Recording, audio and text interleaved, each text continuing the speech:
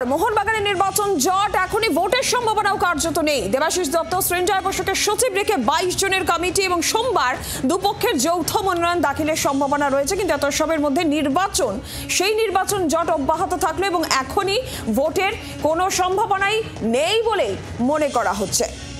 দেবাশিস দত্ত এবং সৃঞ্জয় বসুকে সচিব রেখে 22 জনের কমিটি গঠন করা হচ্ছে, যেখানে সোমবার দুপক্ষ যৌথ মনোনয়ন দাখিল করবে এই সম্ভাবনার কথাই শোনা যাচ্ছে।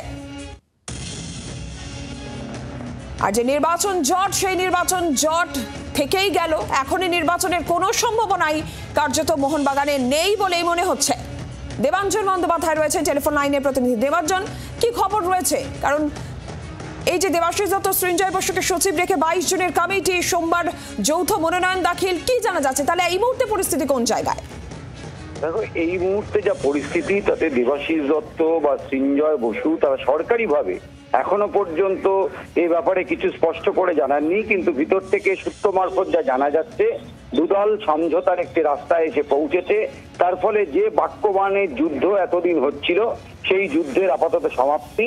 সোমবার দু দলই যাবে সোমবার নমিনেশন ফাইল করতে, এবং সেক্ষেত্রে সৃঞ্জয় বসু তাকে সচিব করা হবে, অর্থাৎ তার বিরুদ্ধে দেবাশিস দত্ত গোষ্ঠী কোনো প্রার্থী দেবে না। এবং 22 জনের যে কমিটি হয়, এক্সিকিউটিভ কমিটি, সেই 22 জনের কমিটিতে 10 জন করে বিপক্ষের থাকবে।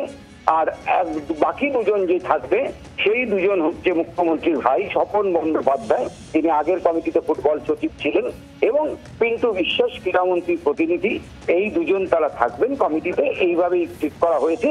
এবং এই কমিটি কেউ কারোর বিরুদ্ধে কোনো প্রার্থী দেবে না, অর্থাৎ দেবাশিস দত্তের 10 জনের বিরুদ্ধে এরা কেরম প্রার্থী দেবে না। সৃঞ্জয় বসুর যারা মনোনয়ন তুলবে, তাদের বিরুদ্ধে প্রার্থী হবে না, অর্থাৎ তারা বিনা প্রতিদ্বন্দ্বিতায় সকলেই নির্বাচিত হয়ে যাবেন।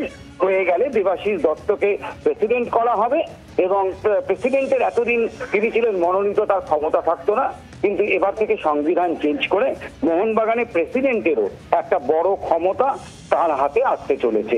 অর্থাৎ প্রেসিডেন্ট এবং সচিব তারা মিলিতভাবে যৌথভাবে এই সিদ্ধান্ত নেবেন।